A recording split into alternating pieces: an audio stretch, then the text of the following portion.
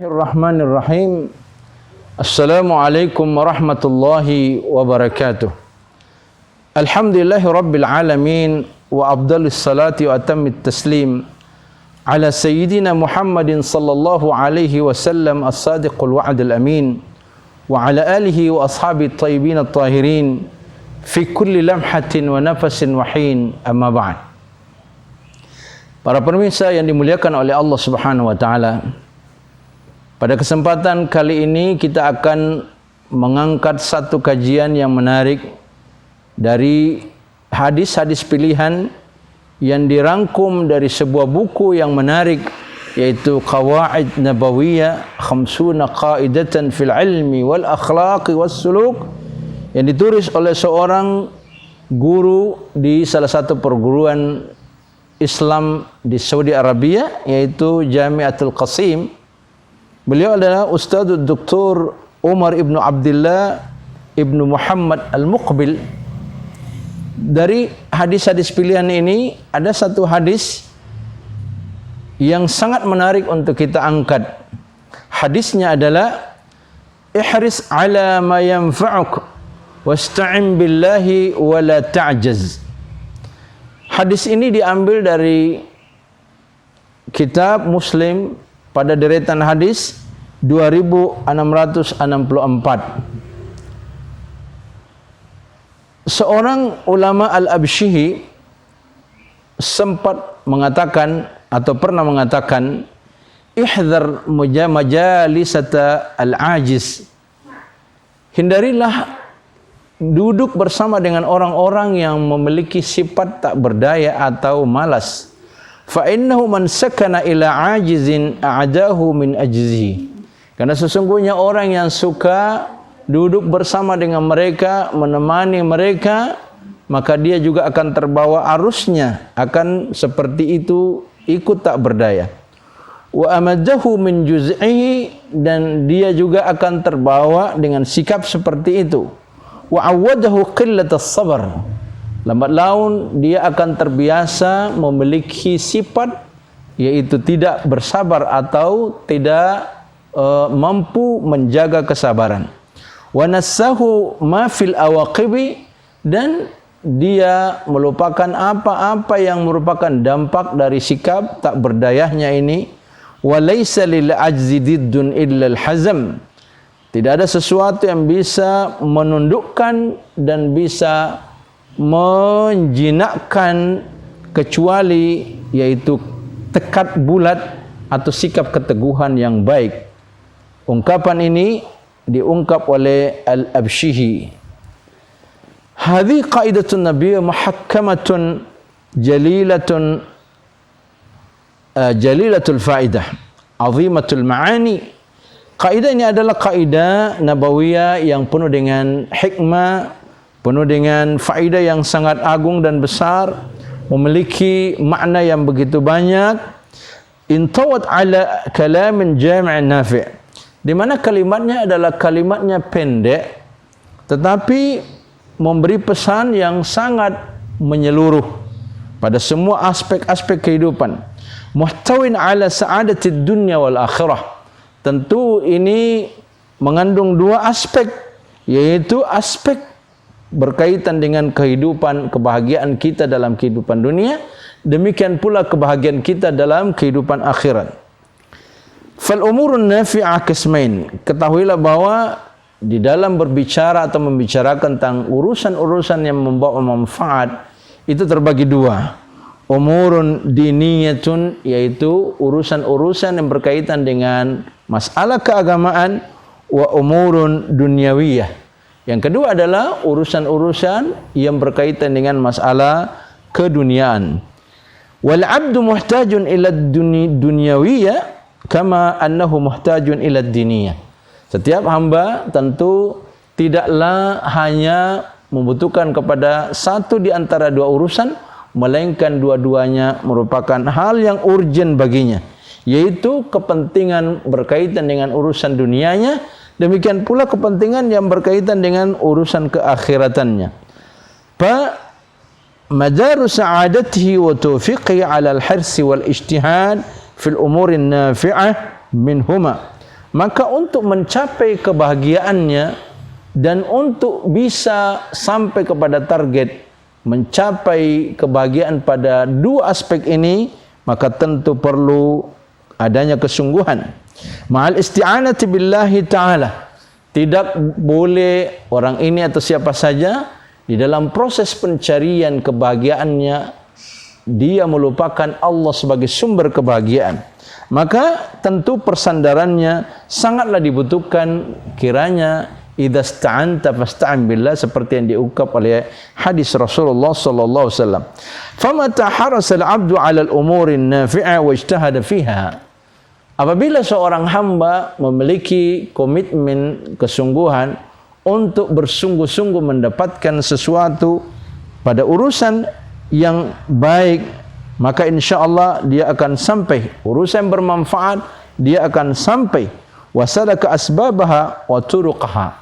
Dia tentu melewati sebab-sebabnya dan juga melewati jalur-jalur yang telah disyariatkan atau jalur-jalur yang memang merupakan pedoman yang harus dia ikuti. Wasta'ana bi rabbih fi husuliha. Demikian pula memohon kepada Tuhannya agar kiranya hal ini bisa sampai. Makanya hendaklah disertai dengan iyyaka na'budu wa iyyaka nasta'in, yaitu beribadah kepada Allah sembari jangan sampai permohonan kepada Allah ditinggalkan. Wa takmiliha, bagaimana menyempurnakan sebab-sebab ini. Kana dzalika kamaluh wa unwanu falahihi. Ini akan merupakan kesempurnaan dan tanda-tanda kemenangannya dan keberuntungannya. Wa mata fatahu wahidun min hadhil umur thalatha, tak tiga aspek ini ditinggalkan atau dia lupakan atau dia tidak mengambilnya sebagai jalan untuk sampai kepada tujuan, maka tentu fatahu minal khairi bihasbiha. Yang dimaksud dengan tiga sebab ini yaitu kesungguhan dalam mencari sesuatu yang bermanfaat, dan yang kedua adalah dia jangan sampai melupakan persandarannya kepada Allah Subhanahu wa taala, dan yang ketiga adalah jangan sampai dia berpangku tangan dan tak berdaya melakukannya. Faman lam yakun harisan 'ala al-umuri an-nafi'ah, siapa saja orang yang tidak berusaha memaksimalkan urusan-urusannya berkenaan dengan hal-hal yang membawa manfaat dan faedah, bal kana kaslanan, bahkan dia berada pada peringkat atau dalam suasana di mana bermalas-malasan, lam yudriku syai'an, dia pasti tidak akan mencapai dan mendapatkan sesuatu. Fal kaslu huwa aslul khiba wal fash. Ketahuilah bahwa orang-orang yang memiliki karakter malas ini adalah menjadi penyebab ketidakberhasilan atau kegagalan. Fal kaslanu la yudriku khairan. Orang-orang yang malas tentunya tidak akan mengetahui kebaikan, sesuatu kebaikan. Wala yanalu mukramatan, atau dia tidak akan mendapatkan kemuliaan. Wala yahdha bidinin wala dunya, dia tidak memiliki bagian daripada kebahagiaan dunianya, demikian pula kebahagiaan akhiratnya. Wa mata kana harisan, dan apabila dia memiliki antusiasme, kesungguhan, walakin ala ghairil umurin nafi'ah, akan tetapi ambisinya ini tidak berada pada hal-hal yang memang membawa faedah dan manfaat, imma ala umurin dharra, boleh jadi dia memiliki kesungguhan tetapi di luar daripada urusan yang membawa manfaat tadi. Dengan kata lain, dia sibuk pada urusan yang membawa dampak buruk terhadapnya. Au mufawwatatan lil kamal, atau merupakan sebab ketiadaan kesempurnaan. Kana thamratu hirsihi al-khibah, maka kesungguhan dan ambisi yang dia lakukan tiada lain buahnya kecuali kerugian. Wa fawatul khair, demikian pula dia akan kehilangan yang namanya kebaikan.